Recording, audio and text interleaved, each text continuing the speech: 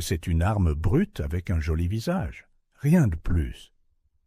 Les mots s'abattirent comme un coup de marteau dans la salle d'entraînement, résonnant contre les murs matelassés, plus fort que le fracas des poings contre les sacs de sable.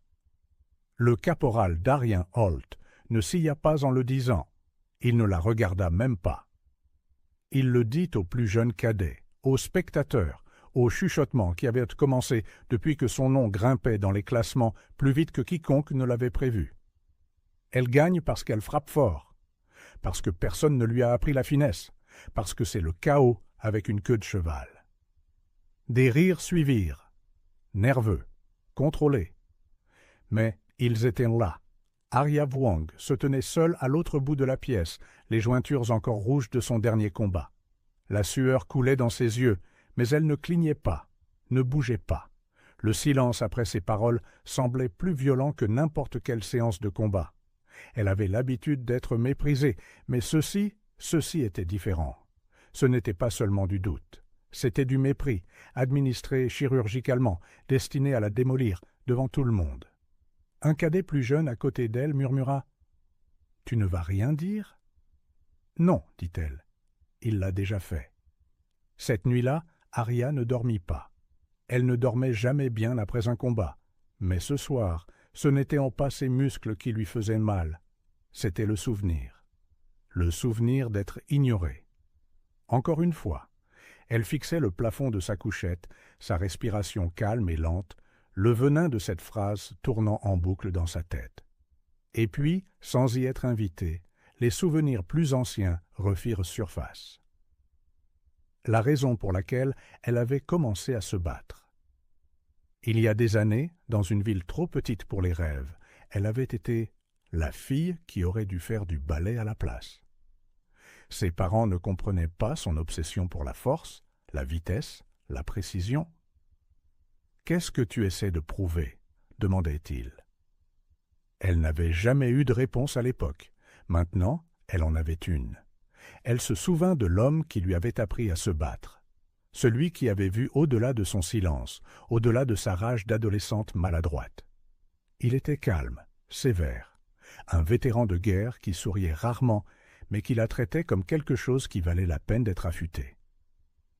10 ans plus tôt, elle s'était entraînée avec lui chaque matin dans un garage en ruine, derrière l'ancien dépôt de train.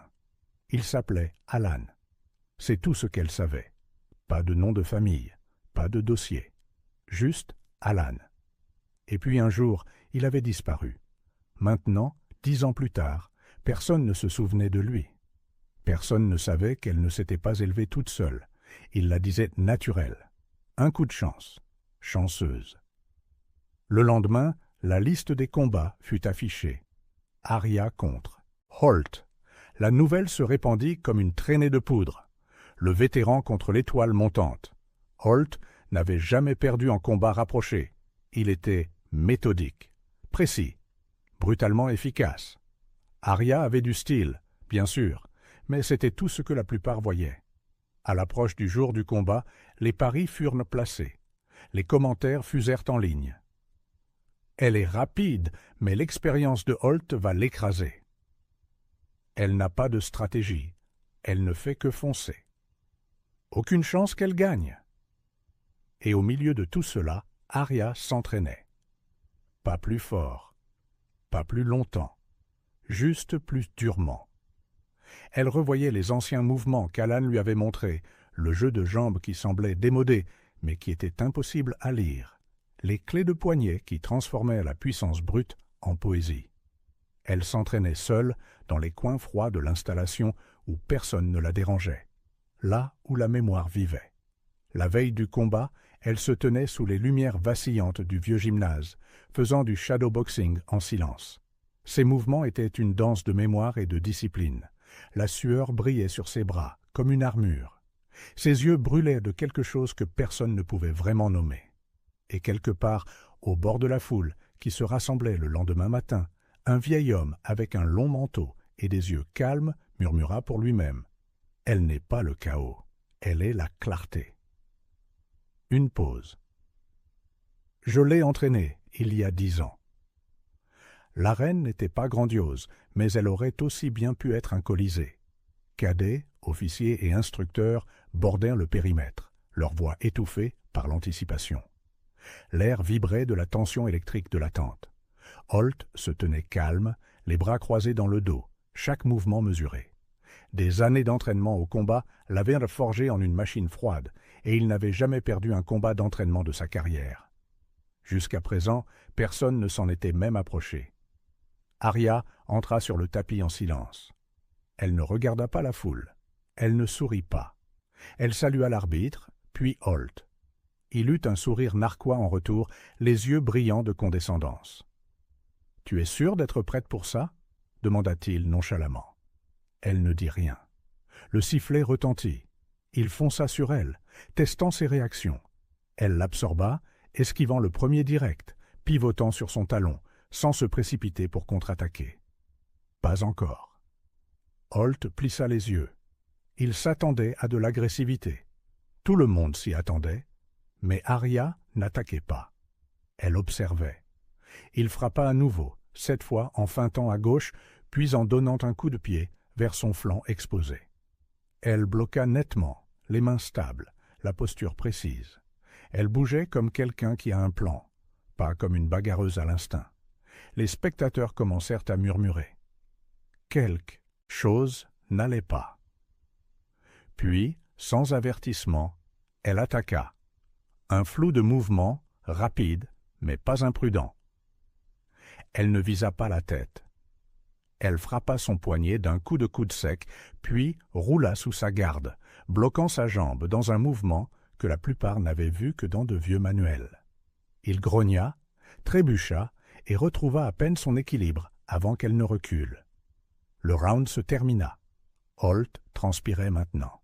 « Elle le lit », murmura un cadet, comme dans un livre ouvert.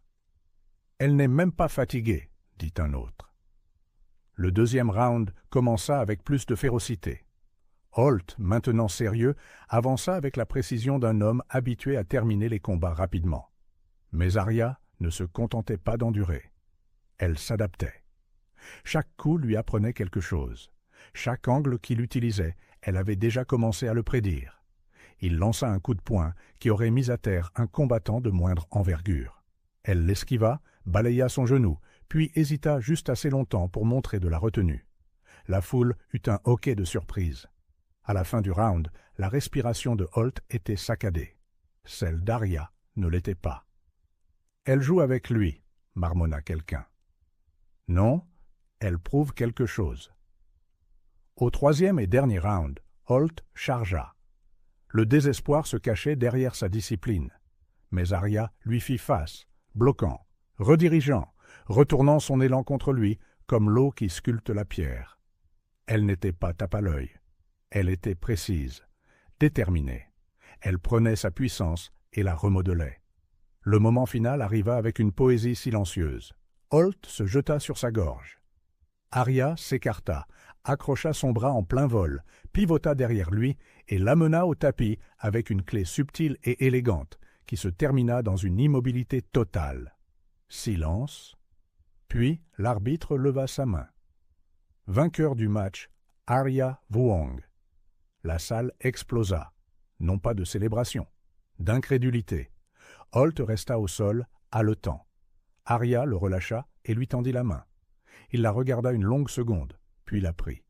« Tu n'étais pas censée être aussi forte, » dit-il, la voix rauque. « Personne ne l'est jamais, » répondit-elle. Alors que la foule se dispersait lentement, essayant de comprendre ce dont elle venait d'être témoin, un homme plus âgé s'avança du fond. Son manteau était usé, sa posture peu imposante, mais ses yeux contenaient une tempête. Il s'approcha de Holt, qui était maintenant assis au bord du tapis, la tête basse. « C'est vous qui l'avez entraînée » demanda Holt doucement. L'homme hocha la tête. « Il y a longtemps, quand elle se battait encore comme si elle détestait le monde. »« Ce n'est plus le cas ?»« Non, » dit Alan, jetant un coup d'œil à Arya, qui se tenait à nouveau seule, fixant l'espace où il s'était battu. Maintenant, elle se bat comme si elle le comprenait. Ce soir-là, le centre d'entraînement bourdonnait de chuchotements. Certains étaient humbles, d'autres rancuniers. Mais une chose était claire, la hiérarchie avait basculé. La légende de Holt s'était fissurée, et à sa place se tenait quelque chose de différent, quelque chose d'inattendu, quelque chose de mérité.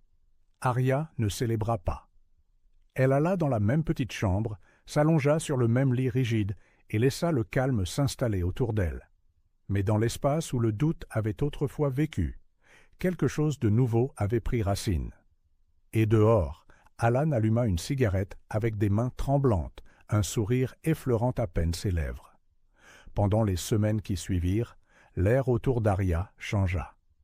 Elle n'était plus l'arme brute dont Holt s'était moqué. Les chuchotements se transformèrent en respect. Certains la saluaient dans les couloirs avec une posture plus droite.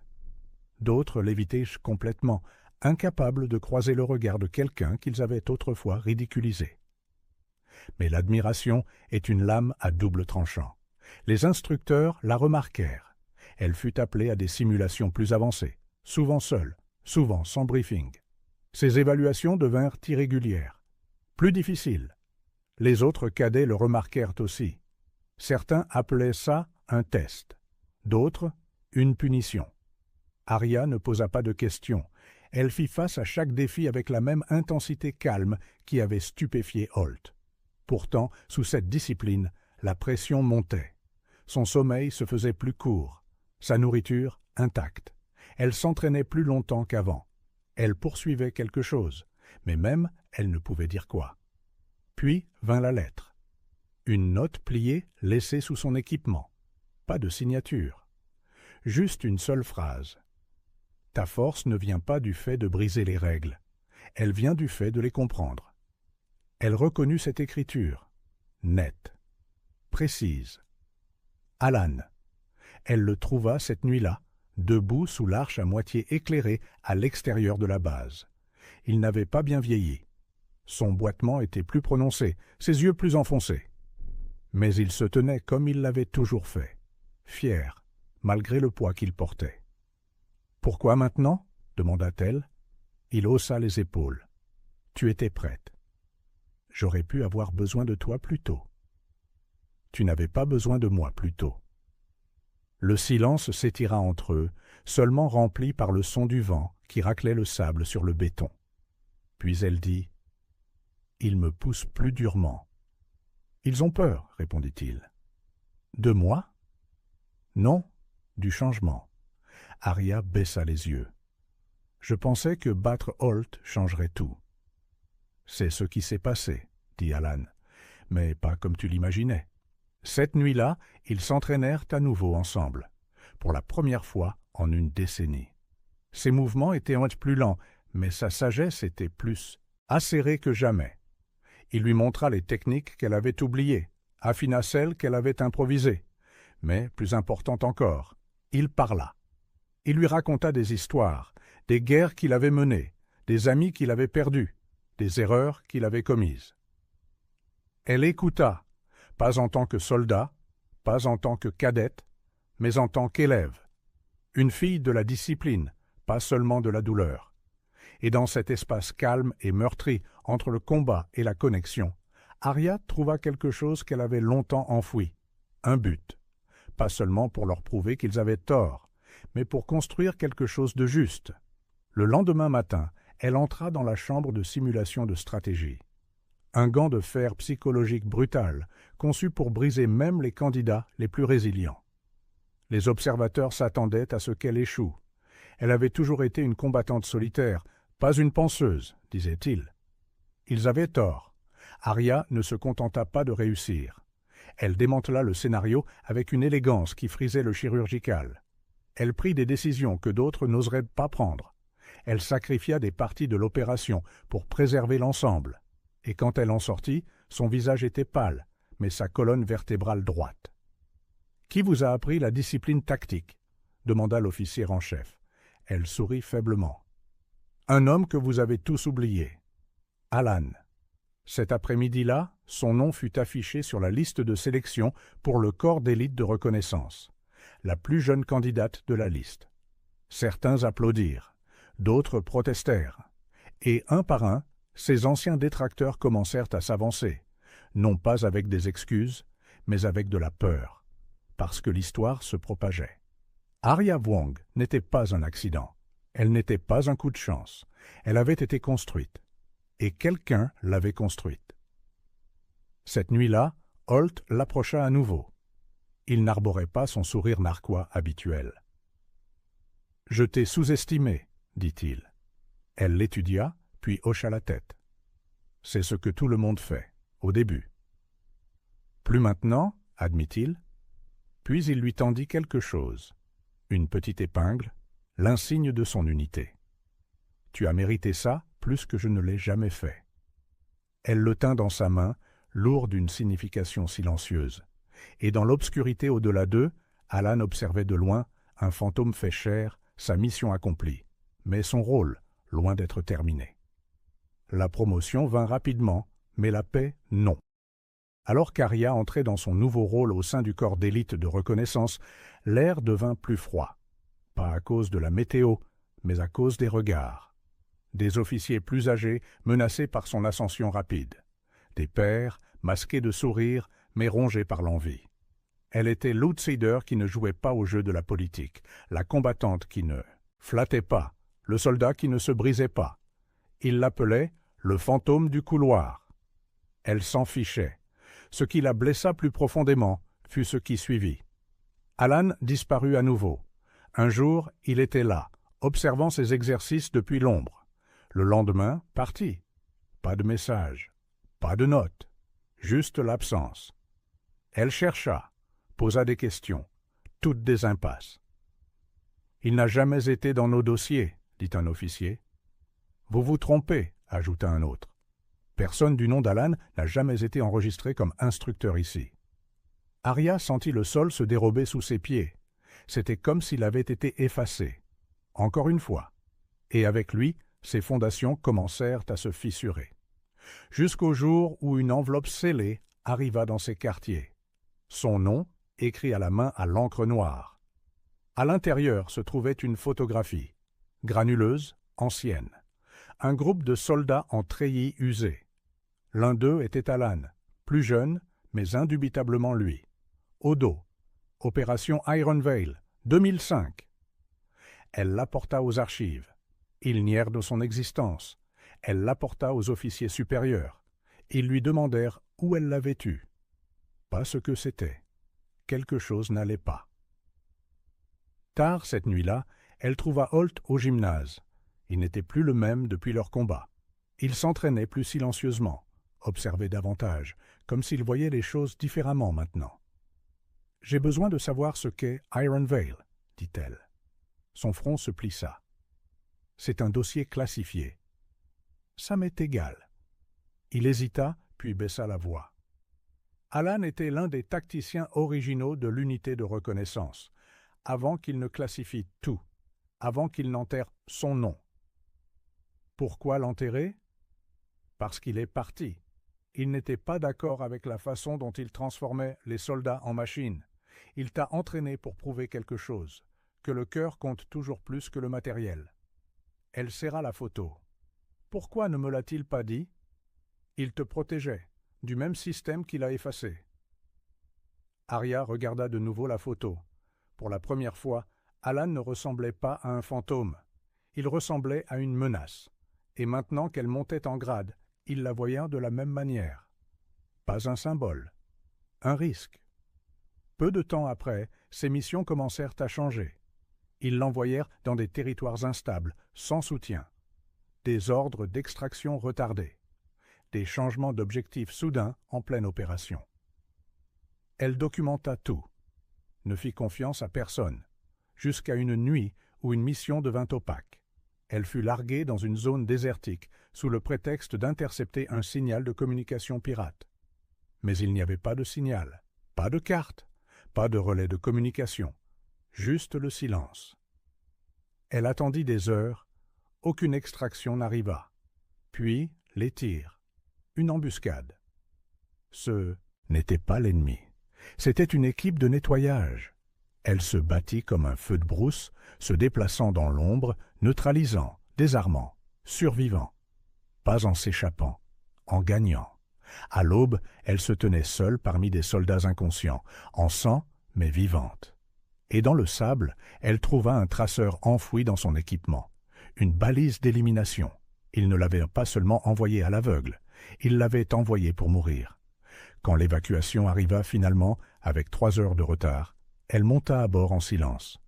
Aucune question posée, aucune réponse offerte. Mais quelque chose avait changé dans ses yeux. Elle ne se prouvait plus. Elle se préparait. Le système avait sous-estimé Alan une fois, puis l'avait sous-estimé. Maintenant, ils essayaient de l'effacer comme ils l'avaient fait avec lui. Mais ils avaient oublié quelque chose. On peut effacer un nom, mais pas une histoire, et pas quelqu'un qui n'a plus rien à perdre. Dans les semaines qui suivirent l'embuscade dans le désert, Aria devint une ombre au sein du système. Elle se présentait aux missions. Elle suivait les ordres.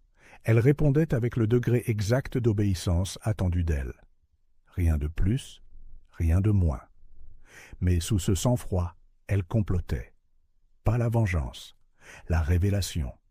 Elle collecta des données discrètement. Des journaux de modification de missions non autorisées, des flux vidéo supprimés, des fenêtres d'extraction modifiées. Elle traça des signatures, des noms enterrés. Trouva des liens entre l'opération sur liste noire à laquelle Alan avait participé et les personnes mêmes qui dirigeaient maintenant les échelons supérieurs du commandement. Il ne s'agissait pas d'elle, il s'agissait de contrôle, d'éliminer quiconque leur rappelait la conscience qu'ils avaient depuis longtemps rejetée. Alan s'était autrefois dressé sur leur chemin. Il l'avait entraîné non seulement à se battre, mais à voir, à comprendre où les lignes avaient été franchies et quand les redessiner. Maintenant, c'était son tour. Elle compila tout ce qu'elle avait trouvé dans un dossier. Un exposé brutal sur la corruption, les opérations enterrées et les exécutions sanctionnées sous le couvert d'échecs d'entraînement. Elle le chiffra, programma une diffusion différée et déposa une copie imprimée sur le bureau du général commandant à l'aube. Pas de menaces, pas de notes, juste la vérité. À midi, la base était en confinement. Ils la convoquèrent. « Vous n'avez aucune preuve que tout cela est réel, » dit un officier. « J'en ai assez, » répondit-elle. « Assez pour forcer des questions, et je suis prête à y répondre. Et vous ?» Un autre se pencha en avant. « Vous vous croyez intouchable maintenant ?»« Non, » dit-elle doucement. « Je pense que je suis connue maintenant. Et ça, c'est pire, pour vous. » Pendant un instant, ils la regardèrent non pas comme un problème, mais comme une conséquence. À l'extérieur de cette pièce, les soldats lisaient déjà les fichiers divulgués. Forums anonymes, groupes de discussion privés, fiches de discussion chiffrées, tous s'illuminaient de la vérité. Et quand les gens virent le nom d'Aria attaché, ils écoutèrent, parce qu'ils se souvenaient du combat, de l'ascension, de l'embuscade. Le silence autour d'elle était terminé. Plus tard, cette semaine-là, une commission d'enquête officielle fut lancée. Plusieurs officiers furent relevés de leurs fonctions. D'autres furent réaffectés loin, là où les ombres régnaient encore. Personne ne confirma rien. Mais l'atmosphère changea. La guerre invisible n'était plus invisible. Un après-midi, elle se tenait près de l'ancienne salle d'entraînement. Seule, l'endroit où Holt s'était autrefois moqué d'elle, où Alan avait autrefois observé depuis les bords. Des pas derrière elle. Elle se retourna. Alan, vivant. Il avait l'air fatigué, plus vieux que jamais, mais dans ses yeux, il y avait quelque chose qu'elle n'avait jamais vu auparavant. La paix. « Ils ont essayé de te trouver, » dit-elle. « Je les ai laissés faire. »« Tu savais que j'irais aussi loin ?»« Je l'espérais, » répondit-il, « mais je ne m'attendais pas à ce que tu ailles plus loin. » Elle marcha vers lui tendit la photo d'Ironvale. « Ils ne peuvent plus t'effacer. » Il gloussa. « Je n'ai jamais été l'enjeu. » Elle hocha la tête. « Je sais. C'est moi. » Ils se tinrent en silence, deux fantômes qui refusaient de disparaître.